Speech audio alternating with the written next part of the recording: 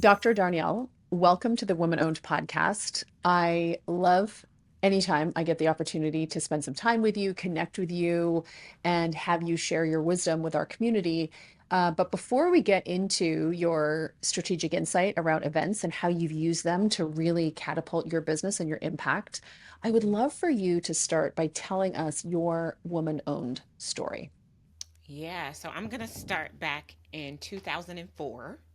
It was December the 17th, and I woke up and there was this knowing, Eleanor, that my life was about to change, that I had hit another defining moment, and I realized that I was no longer meant to sit behind someone else's desk. And I got up and I got dressed and I went to work, and I'm driving there and there's a knot in the pit of my stomach because I have no plan. I don't know what I'm going to do when I grow up, but I know that I'm not supposed to work there anymore. And I park my car and I go in the building. I wave to the security guard. I hit the elevator up button, get inside, hit floor two. And when I crossed the threshold into the area where my office is, the knot in my stomach is now a lump in my throat. I took about 5 minutes and I quickly jotted, Dear Carolyn, who was the name of my boss, I regret to inform you that today is my last day. Sincerely, I sign my name, I grab it off the printer, I walk into Carolyn's office, and I hand it to her. And she looks at me like I've got 12 heads. And I was like, I just literally knew when I woke up this morning that I'm not supposed to be here anymore. No plan, didn't know what I was going to do. Now, Now, was that like that, you? Was that like you? Because I know you as just this organized, intentional, like, not that that was not intentional, but was that yeah, like you to just be like, hey, we're done here. We're absolutely done. not. Yeah. Absolutely not. Absolutely not.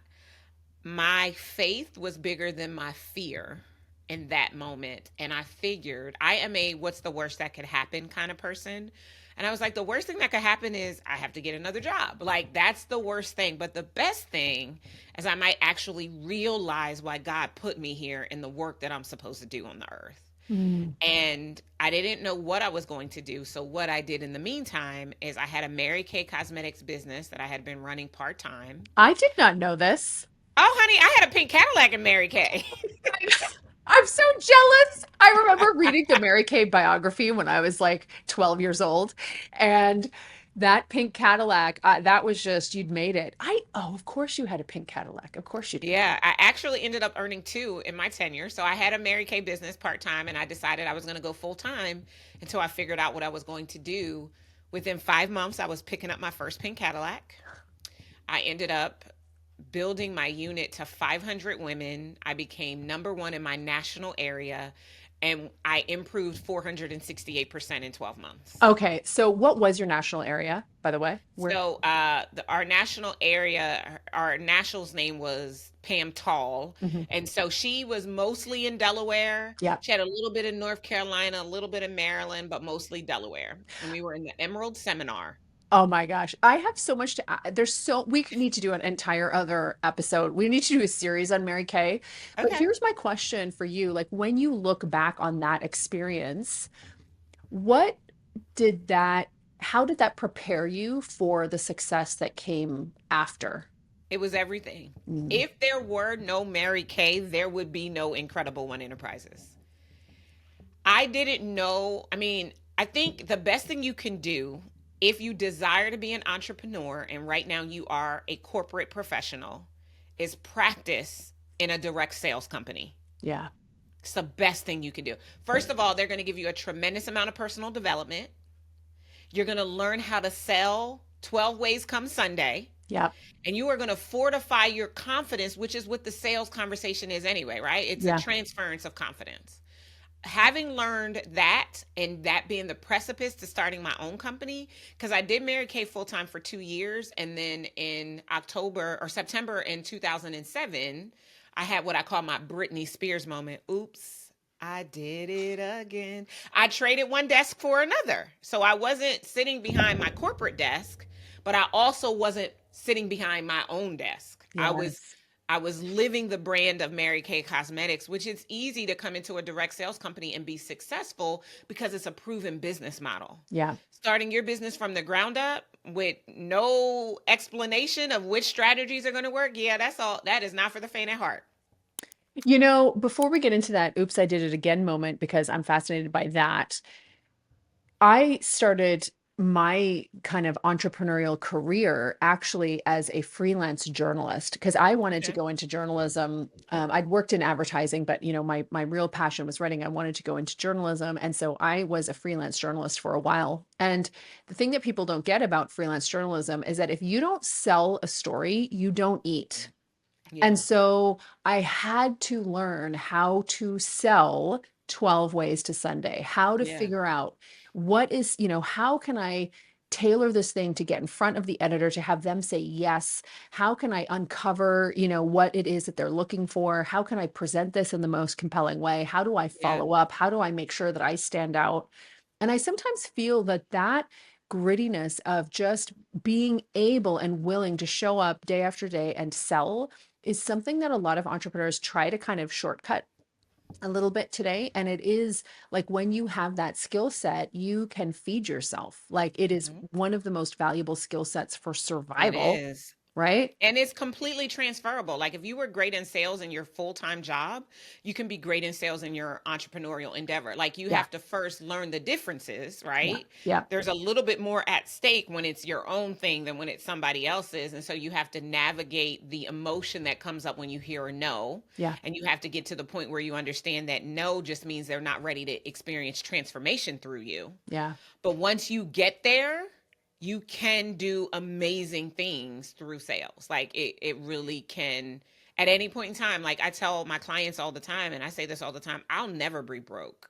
Now, Yeah. granted, I'm a multimillionaire. I'm not ever going to be broke, Yeah. but I'll never be broke because I know how to sell. I know how to solve Yes. a problem and I know how to sell. And if you know how to solve a problem and you know how to sell, you should never, ever have to say, I don't have money for that. I can't afford that. I need money. You should never. You solve problems for profit, and you should always be able to solve problems and make profit. Well, it's essentially the modern day loaves and fishes. Like, if Yeah, you can do that, you can produce abundance, from whatever absolutely. is in front of you.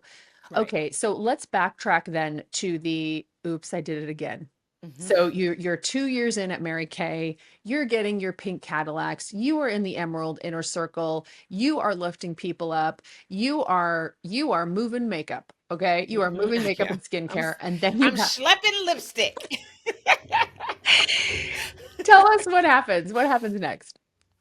I literally just so it was September. It was time to qualify for my new Cadillac. So when you get the car, you have it for 2 years, and then you have to go into requalification. And so it was time to go into requalification. We were about 60,000 wholesale off from finishing the Cadillac. Yeah.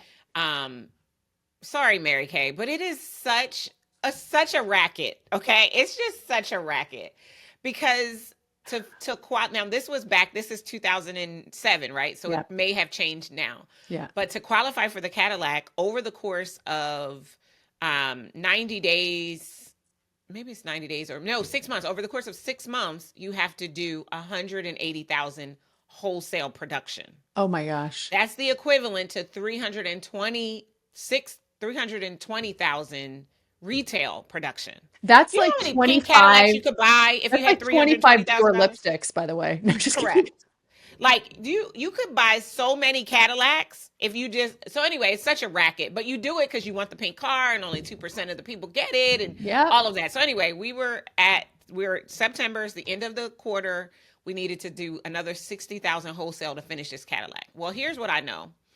Once you had a Cadillac, you don't want to not have a Cadillac. So I'm like, we got to do what we got to do to make this production so we can keep our Cadillac. And so we did it.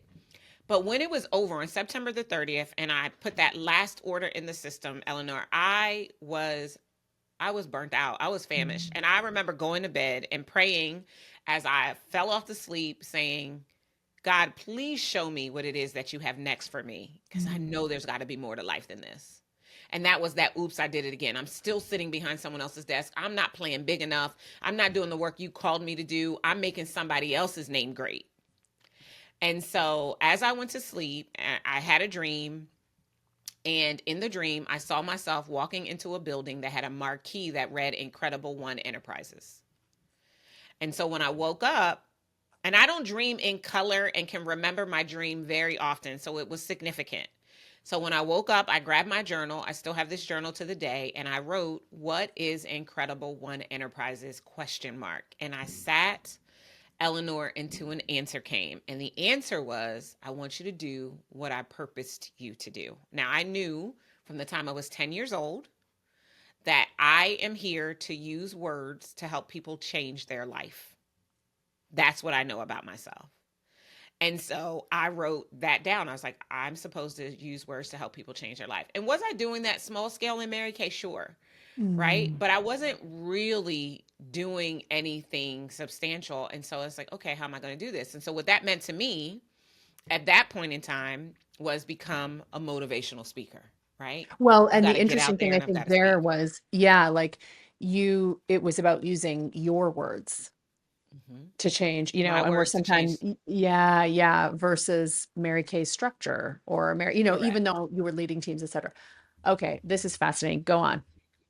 And so I wrote my first book because the one thing I knew, and don't ask me how I knew this, Eleanor, but the one thing I knew intuitively was if you're going to speak, you need to have a book to sell. Yeah. I don't know where that came from, but I wrote my first book. The Which book was was? called "If You Understood My Past, You Would Understand My Praise." And so it was the story of my life, my upbringing, and specifically the cataclysmic situation that brought me to where we were. I was engaged to be married. 3 months before our wedding, my first ex fiance confessed that he had gotten an older woman in our church pregnant. Oh. And the bottom fell out of my life. And I was like, okay, well, there's other women out there who they have a similar experience. I'm going to tell my story. So I wrote this book and I cold called and booked 25 speaking engagements This to is going to be talk about my for book. real. This is going to be, I cold called, I wrote my story, I cold called and booked 20 speaking engagements, 25 speaking 25 engagements. speaking engagements. Because the other thing I knew, Eleanor, is that if I was going to put myself out there as a motivational speaker, I needed to be in the National Speakers Association. And to get into the NSA as a real member, you had to have had 20 paid speaking engagements at the time.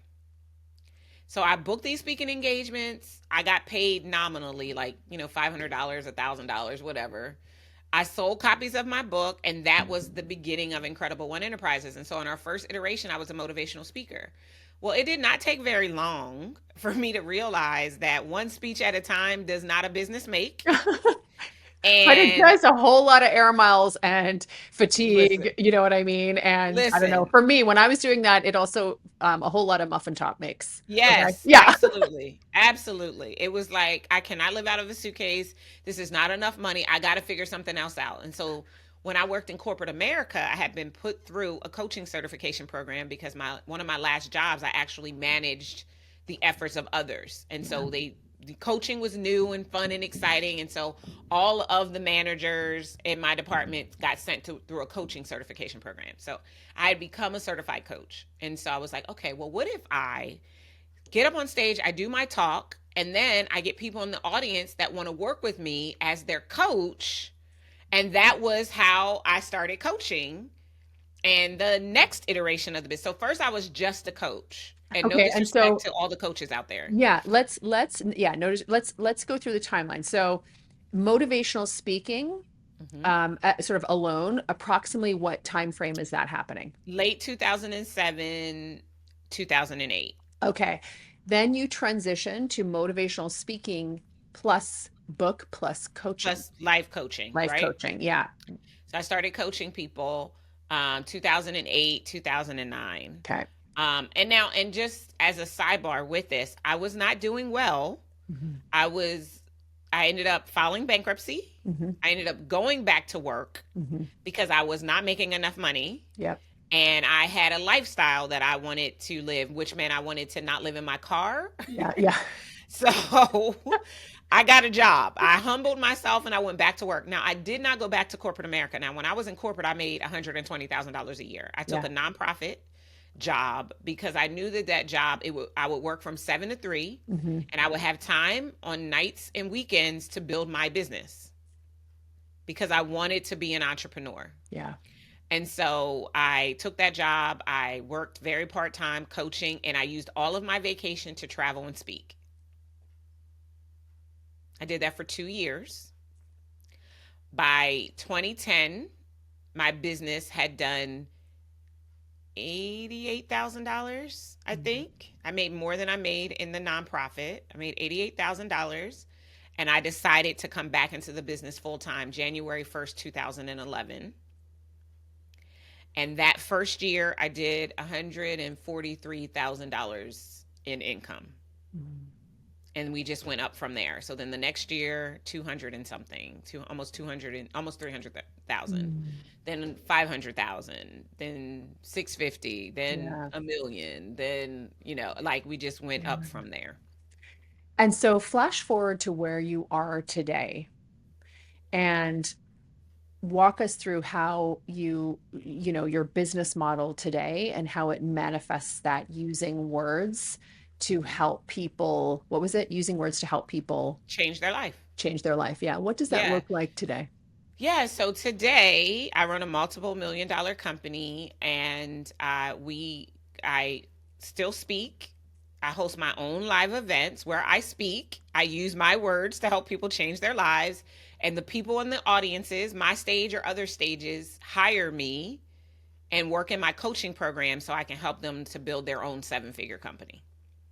So let's talk about events. So, live events have obviously been a huge part of your story from day one when you were a motivational speaker, traveling to other people's stages and other people's events to share your message. Today, let's talk through live events and how they sort of slot into your business. So you, of course, have your own live events. Are you Hmm. doing, are you speaking, are you still speaking on other people's stages? Just kind I of walk do. us through a little bit what that looks like. Yeah, today. What's the Yeah, mix? so I host two live events myself every year, like live events. I Yep. do Move to Millions every May, and I do God Girls Making Millions every November or December, And these are 3-day events, correct? 3-day events. Yep. And then I host a monthly virtual event in between where we sell various things. Sometimes we're selling tickets to the live event, sometimes we're selling people into one of our lower end programs, but we do those. Okay. And then I get on another stage at least twice a month. Oh, and are they in person or virtual? Both, but Yeah. mostly in person. Huh. That Yeah. is amazing. And so that's kind of, and so let's break it down even further. So when you think about, so you've got other people's events twice per month, Hmm. your own event once per month, and then two sort of marquee events twice per year. Okay, Correct. very cool. So let's talk about let's break those down even more. So when you think about a monthly virtual event, what does Hmm. that look like in your world? Yeah, so our model has changed because the market has changed. Yeah, So for sure several has. years, we were doing these events as low ticket paid events. We were Yep. doing them for $49 Yep. or yeah, $49. And that worked really, really well. And But was it like a 1 day or a 2 hour, or how did that? um Yeah. What did it? both. Yeah. We did both a 5 hour version for Yeah. $49. We also did a 90-minute version Yeah. for $49. So it just depended upon the topic. So once a quarter, we would do the 5 hour Yeah. for $49. And then all the other months, we would do the 90 minutes for $49. Got it. Since the market has changed, so just to sidebar and educate a little bit about what's going on in the market, pre-COVID, so pre-2019, we were in a mature market. In a mature market, sales cycles are longer, buyers are more discerning and skeptical, and so it takes more to get them to say yes. More touch points, more content, more consumption, more engagement. Then COVID-19 hit, we're all trapped inside. We've got money to burn, and we're just like, say hello to me, and I'm going to give you my money. That's a growth market. So so 2019 to 2023, we were in a growth market where it was very easy to make money. Well, we have shifted. We're now back into a mature market. The other thing to keep in mind when we're in a mature markets almost always happen when we're in an election cycle, Interesting. because people dictate and determine how they're going to spend their money. Right? And these are for people in the US, like Yeah. those of you who are in another country, right? This is Yeah. not going to be relevant. But they dictate how they're going to spend their money by who's in office. Mm. So because we're coming up in an election year here in the US, some people are holding their purse strings a little bit tighter because they don't know who's going to be there and how that's going to impact their financial livelihood. Yeah, because so much of spending depends on, like, when people spend, often what they need to feel is a positive future. Correct. Yeah, which it does get back to the art of sales. I want to hone in on this because I 100% agree. We are in a mature market. It has changed. It is harder, and we're sort of back to pre-COVID. Yeah, What have absolutely. It's you know, recalibrated it, it but it feels like a completely. change because a lot of people entered the market in a growth market, and Yes. now they're going crazy because they don't know what in the world to do to make money, because Yeah. it's not just like, "Hi, give me your money, okay," Right? anymore. Well, it's kind of like in a mature market, the tide goes out. And there's this great Warren Buffett quote where he says, when the tide goes out, you see who's been swimming naked. So, as an Mm, entrepreneur who has gone through multiple recessions and contractions, by the way, yeah, what I have experienced is that when that happens, yes, there's always people spending, but um, the lower market and mid market in your industry get crowded out.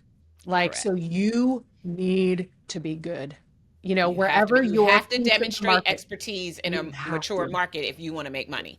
And if you yeah. are fly by the seat of your pants, you are using someone else's, like you're taking their words and trying to make them your own, you are going to get snuffed out really fast. Real fast. Real Real fast. fast. Yeah. And it sounds so, I mean, I would even use the language, and I know some people don't like this sometimes, and I don't mean dominate over, but I mean identify your spot and your territory. Decide where you will be impeccable and dominate or die. That's how Yeah. I think about Yeah. it. You I know? would agree with that. Yeah. And so yeah, so because we're now back in a mature market, we are doing our monthly master classes. We're doing them as free events with an Mm. optional VIP upgrade. Oh, smart, smart, smart. And what impact has that had?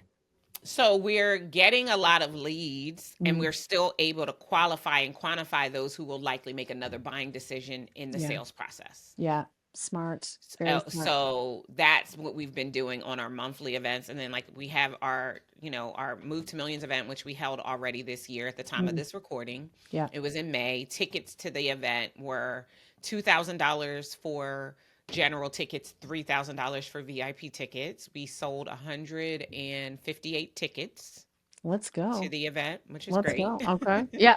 It cost us about $150,000 to produce the event. Yeah. So we were 150K positive before we held the event. I believe in profiting before you take the stage. Yep. And then at the event, we generated $1.2 million in sales, and 80% of our sales were paid in full within 10 days. Oh, come on. Okay. So this is so fun. So we're going to get into this here in a minute. And I just really want to pause for a moment, for folks who are listening. We're going to get into this and into sort of some of the details around it to really kind of help inspire you. And certainly if you want to really get into the details of this, you need to follow Darnyelle and look at the work that she does and work with her. But it's really powerful. I think, as women, we need to see it to be it. And I think when Mhm, women, really share, hey, not just this is what you should do, but this is what I do. mhm, This is specifically how it's working for me. And I think women so often have been told what to do. You know, mhm. when we share our stories and experiences, and it's like, hey, come join us. I mean, that's what the show is all about. That's what Woman Owned Yeah. is all about. So it's really powerful. I want to close the loop on the monthly events before we move on to some of the bigger ones. Okay. With monthly events, especially in a mature market, what have you learned? And this could be just like a best practice always, but particularly now in a mature market, so you went from paid to free with a potential VIP upgrade. Have you Mhm. made any other changes in terms of how you position events, what you talk about in the events? Have there been any other changes to help you have them be effective, on a monthly basis in a mature market. No other changes. I Yeah. mean, and here's what I do. We are doing a different event in this month. We're recording this in July. In July, Yeah. we're doing something different. But all Mm, year, I changed the title of the workshop, but it yeah. is the same content every time. You were so smart. That's amazing. And how do you promote them? Like, is it through just, typical marketing? I mean, what I love about that is that I remember when I first started my business, I was doing monthly events and I would do a Mhm. different one every single month. And what I didn't realize at the time was like there was the same people who were coming to all, they had no reason to come to anything different. Right. So I love that. Very bold, very smart. Yeah, well, What do and you it's do? because I teach our framework and methodology that we use to help our clients get to the $1 million mark, right? Like Yeah. it's going to take on average 3 years for a person from the moment they decide to actually doing it. It's going to take about 3 years, depending on Yep. where they are at the point when they make the decision, right? But Yep. most people don't have the infrastructure and foundation to support a business that they'll be 100%. able to sustain at 7 figures the day they decide they want to get to 7 figures. So it takes three Yeah. years. And, I'm a God girl. So I think about like a scripture. If I went to a church and Mm, every week for a year the pastor preached the same exact scripture, I would get something different every time I listen to him preach yeah. on that scripture. Yeah. So we focus on our framework and our methodology. It's what works. And I mean, there might be a small nuance thing we do in the content, but the way that we position it is it's the same, and it leads to them making a decision of whether they're going to make an investment. And the Mm, only other thing that fluctuates is what we're promoting. Sometimes if yeah. we're in a live event cycle, then we're promoting the live event. If we're not in a live event cycle, then we're promoting an offer that is $5,000. Yeah. But Yeah. that's it. In terms of how do we market, we use organic traffic, Mhm. we use partnership traffic, and we do a small amount of Facebook ads. Yeah. Small amount because what I have found, and I don't know if you run ads, Eleanor, and you would say the same thing, but the quality and caliber of the people that come from the ads, it's not cutting it. No. No. So No. No. I'm No. not No. Yeah. I'm not pouring $10,000 or $20,000 into Yeah. ads because I'm not getting the quality people. But what I do is I identify one or two partners to help promote it per masterclass, and we're cross promoting on our list. So they're Yeah. marketing for me, and then I will be Yes. marketing for a virtual event they're doing another time in the year to my list to see who on Yeah. my list might be interested in that. Yeah, Um, I fully believe in that because the other thing too, right? Nobody just, very few ambitious entrepreneurs are going to listen to only one thought leader in a space. And so what happens is, we will often have people in our communities who want to listen to Eleanor and Woman Owned, but they also want to listen to Darnyelle. And I find when you have these relationships with people that you respect, mhm. you know, you respect them, you respect their work, it really does it just makes the pie bigger, basically. Yeah, and Yeah. I like complimentary, right? Like I Yeah. don't want us to necessarily be saying the same exact thing. I Yeah. want there to be enough nuance in what you present versus what I present, or Yeah. maybe, I'm one part of business, you're another part of business, Yeah. so that we Yeah. really do get to create an environment where there is synergy Yeah. and there's a reason why you want to be in both communities. And here's a question. So here's a question for you, and you don't have to name names or anything, but when you think about like the most synergistic win-win partnership that you've done, Mhm. were they in a different industry? Were they also in the coaching space? I'd love to hear a little bit of your experience Yeah, around so I that. have Yeah. two that immediately Yeah. come to mind. One is a coach, Yeah. but they're not a business coach. So they serve Oh, their client yeah. base who are professionals Yeah. and entrepreneurial leaders in a different way, Yeah. right? So that's Yeah. one. And then the other is a financial management person. So they're actually accounting and Yeah. CPA firm that serves small businesses but doesn't desire to do the business consulting side, only wants to do the financial management. So Smart. that's a nice Yeah. synergy as well. Yeah, very smart. Okay. So that's the monthly events, and they sort of really help you, build awareness.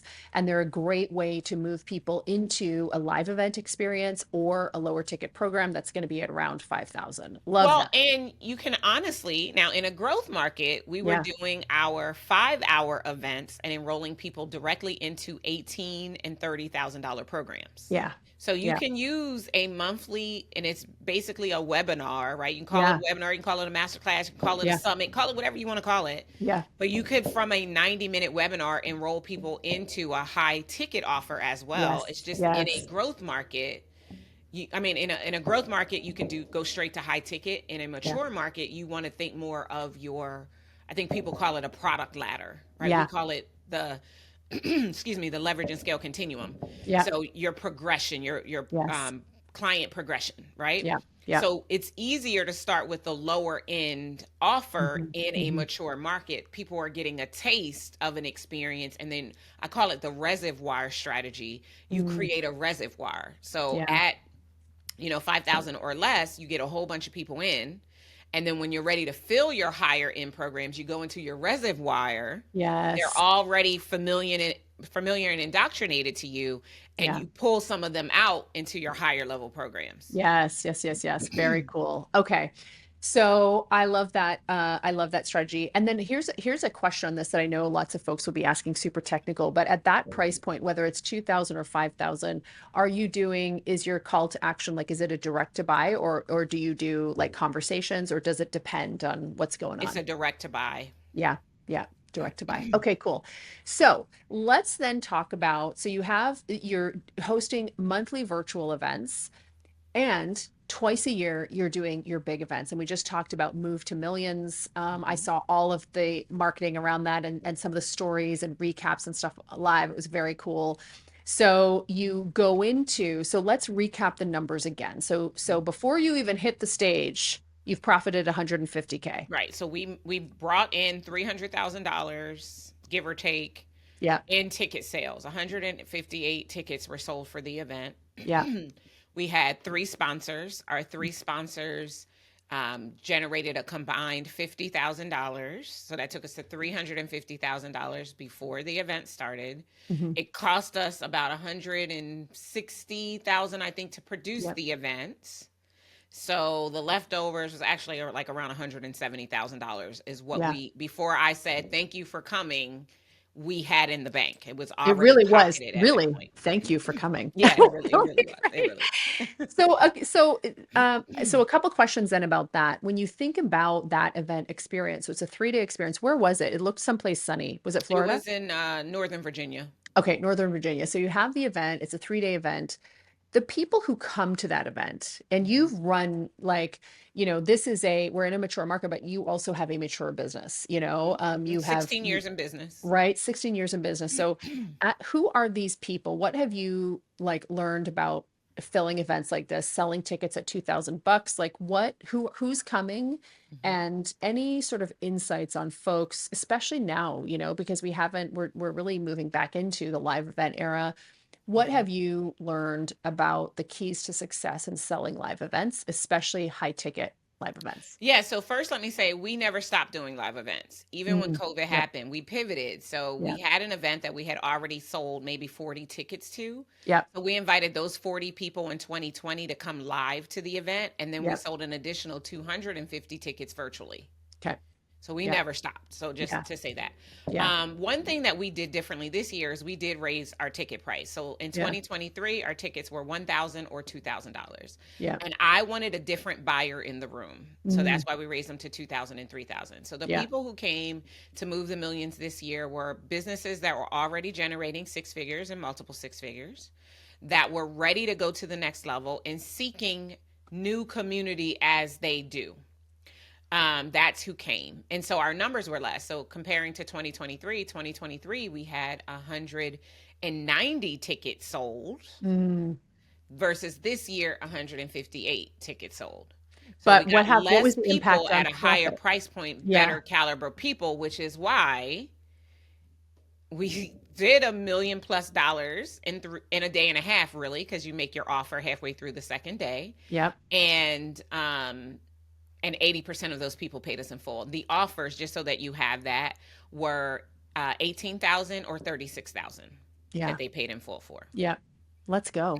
Well, I think that, and I think this is something really interesting about what happens. And I think if you're reading sort of underneath the lines, and our listeners are very smart, so I'm sure they are, we've been talking a lot about mature markets. Mhm. And certainly one of the things in a mature market, like when you really look at good strategy in a mature market, um, because essentially what's happening, and something even like the coaching industry, and I love the coaching industry, it's a fantastic industry, Mhm. consulting industry, education industry, all of that, there actually is a fairly low barrier to entry. It's an Mhm. unregulated industry and it looks very attractive from the outside. So any industry like that, it could be music, it could be sports, you know Mhm. what I mean? It's very attractive to get in. So you get a lot of people coming in.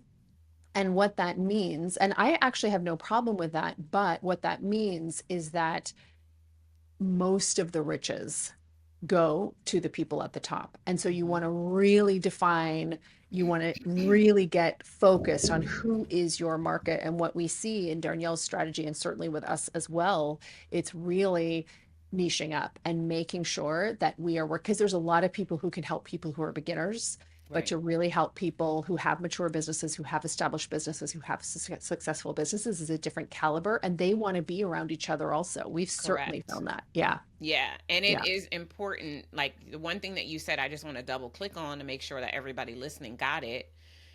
You need to be demonstrate your expertise regardless of the market, but especially in a mature market. And niching becomes increasingly important when you're in a mature market.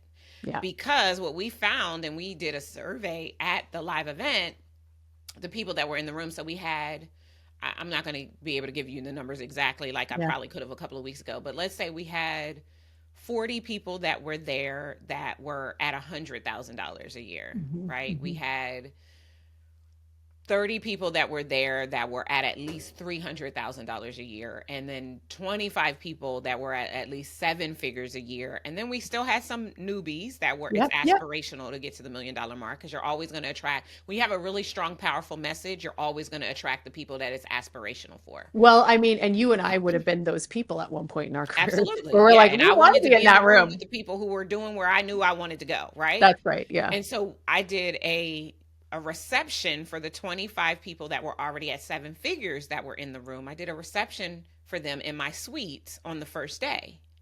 And I did that because I wanted to just check in. Now, I knew the content was going to be relevant regardless of where they were in their business, because that's just the way that I think and the way that I teach. Yeah. But I wanted to make sure, because these seven figure people were technically in the room with people who maybe hadn't made a dime yet. Yeah. And I wanted to evaluate how they felt about the experience and what they would want for themselves. Because the second event I do each year, God Girls Making Millions, is for women who are about their birthright, their business, and their bank account.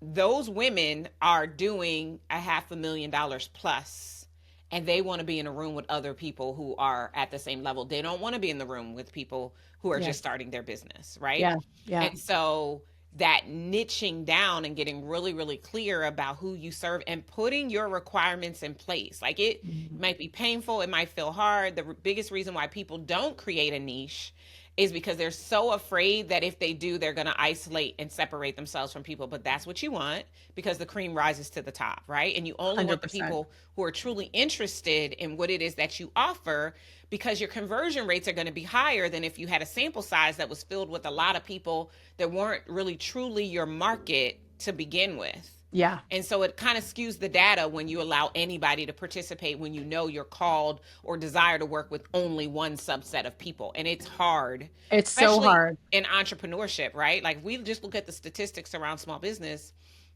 depending upon the source, we hear anywhere from 4 to 5% of all small businesses doing seven figures, and then it getting smaller as you break down.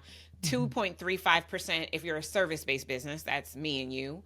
Yeah. 1.9% if you're a woman. Mm-hmm. 0.9% if you're black, and Mm-hmm. 0.5% if you're a black woman. So Mm-hmm. these numbers get smaller and smaller and smaller. So even though there might be a starting point of 33 million, you're still only talking about a couple 100,000 Yeah. in any particular category that are actually achieving what everybody says that they want. So because there's so few, you have to make sure that if you serve those few, you articulate and like literally say over and over and over in succession and consistency that that is who you serve, so that the message gets out that there is a place.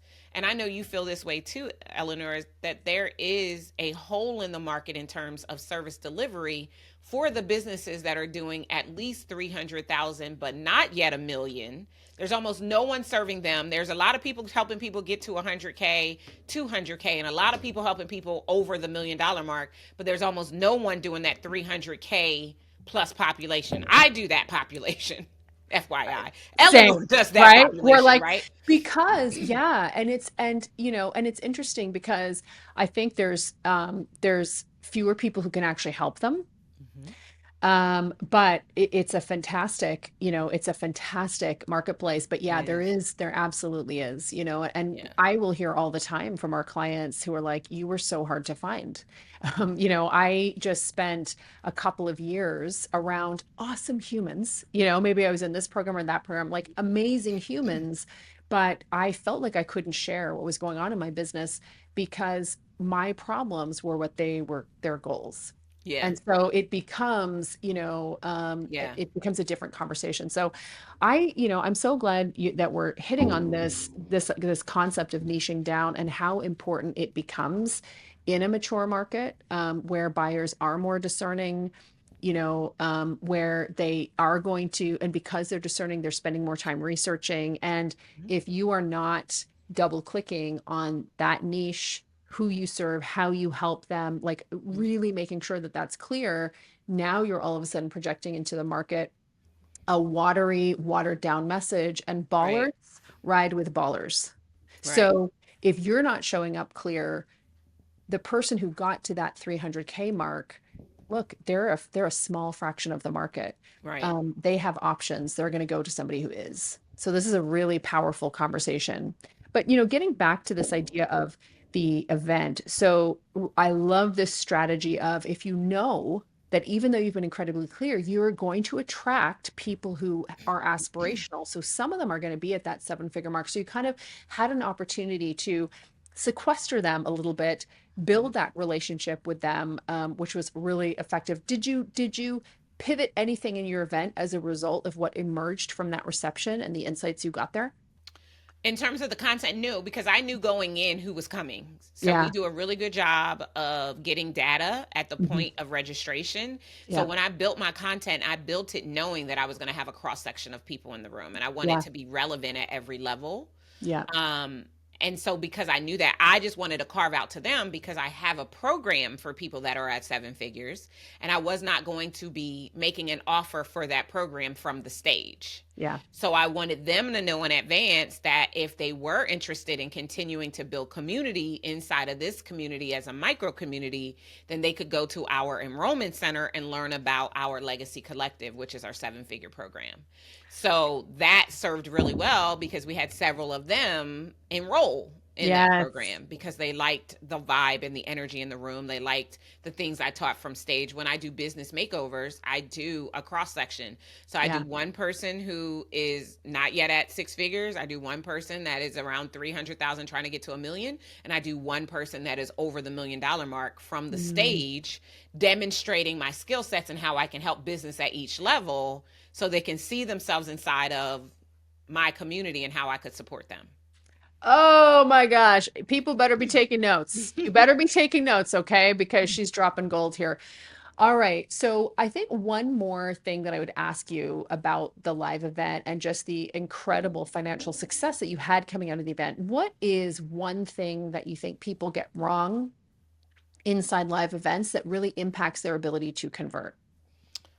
Oh, one thing that they get wrong at live events. Oh, mm. So okay, so inside of live events, there are lots of different models. Yeah. And all of the models work. So you could do a conference, and a conference, I define it as having an event with a lot of different speakers Yep. that are going to present a lot of different topics that may or may not be related to one another and produce a stream of consciousness and an awareness and a framework for your attendees.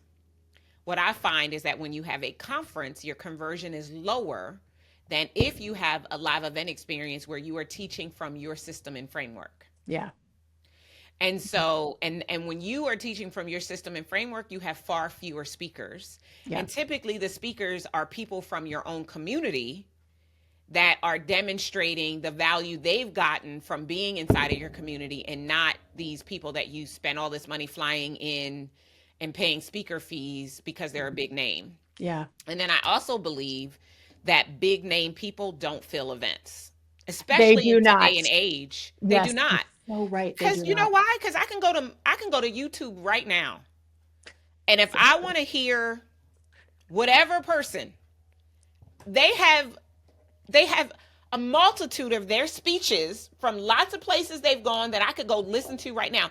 And most keynoters, they do the same speech everywhere they go. So 100%. that's not going. Now for me, it's a bonus if I'm coming to your event because I want to hear what you are sharing, and I believe that what you have to share is going to help me get to my next level, and I want to be in that room with the other people who gather there, and celebrity speaker number one is coming. That's a bonus. Yeah. But I'm not buying a ticket to nobody's event to see celebrity speaker number one, because I can go on YouTube right now and binge all week if I want on celebrity speaker number one. So I Exactly. think that those are a combination of mistakes. So I Mm. recommend that you don't mix models. Either you do a conference or you do an enrollment style event. Conferences typically enroll as a byproduct or a um, afterward, like an afterthought. Yeah. Enrollment events are thinking about enrollment from the moment they post that they're having an event. Yes. So I advocate for enrollment style events and not conferences. Yeah, myself too. And I just want to touch on this because one of the things that I'll hear sometimes, and I'll hear people complain about, they'll call an enrollment event a pitch fest. And I think there's also a difference though, because I have been at events where there's multiple, it's like a conference, but it's also an enrollment event. So you have like 50 different speakers and they're all pitching a program. Mm-hmm. But the interesting thing for me is I've never actually had a problem with that. I've never Mm-hmm. had a problem with, I guess because I love sales, Yeah. I find I get so much value from hearing offers and from, you know what I mean? And Yeah, and I'm watching how also, they do it. Like, you know how one of the ways I learned how to sell from the stage, Eleanor, yeah. is watching infomercials. Oh, come on, right? I literally watch infomercials with a notebook, and okay, they did this, and then they did And this, they're and then they showing you did you can this. use it to This do is this. literally You can how I use it got to the do flow of this. how I make an offer. Yes, No one, exactly. no coach taught me how to do it. I watched a million infomercials. Now the problem, the infomercials were so good, I ended up buying the I stuff. know, right?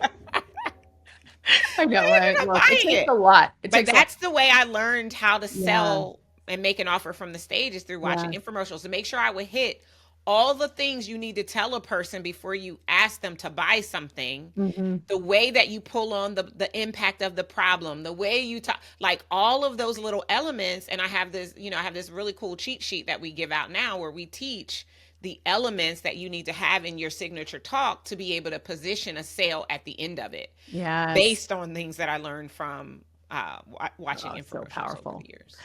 Well, I think there is, and I really wanted to call this out because I hear skepticism and jadedness about it, but I always feel that that usually comes back on the entrepreneur or the person who has that, opinion themselves. Like I can Mm-hmm. remember talking to clients who had events and they didn't want to make an offer at an event. And I would always encourage them to be open to it because I'm like, the amount of time and energy, and we all know we've been at events where you get really inspired, but where's the implementation? Where's the Right. transformation? Where's the event? To me, an event is like a book. It opens up the gateway to an idea and a new way of looking and thinking. And Yeah. that's what you're paying for to get there. Yeah. But if you want to, you've got to jam that door open. Otherwise, it shuts the minute you get back, to your regular Right. life. And that's where sort of that extension comes from. So, Yeah. yeah, I'm glad we touched on this because I think people need to hear it. And I'm also like, so are you this independently wealthy person who can basically put in months and hours and hours of work for something and get paid not a lot. Like you profited 170K, but The average person does not profit at all before they they're not going to graduate. profit They at are all. relying on the sales to be able to pay their bills. Exactly. And So I don't like to show up in desperation energy, no, so nope. that's why I don't do it. Right. Yes. And I think the other thing to keep in mind for those people who want to do events and they don't want to make an offer, there are events for that. Those are called fulfillment events. You've already made an offer and now you're fulfilling on it through a live event. Yeah. Or you do an event where the price point to attend is high enough for you to get all of your profit in your ticket sales so that you don't make an offer there. But even then, you're doing a disservice because Maslow's hierarchy of needs says all of us is seeking a place to belong. And if Mm, we find community in your event and you don't choose to keep us together, you are missing the mark and the ability to really create transformation for other people. And even if it's nominal, yeah. right? Yes. Yes. Offering something for the community to continue beyond the initial experience is in best service of the people who buy the plane ticket, buy the event ticket, book the hotel, and get their plane trains and automobiles to spend time with you.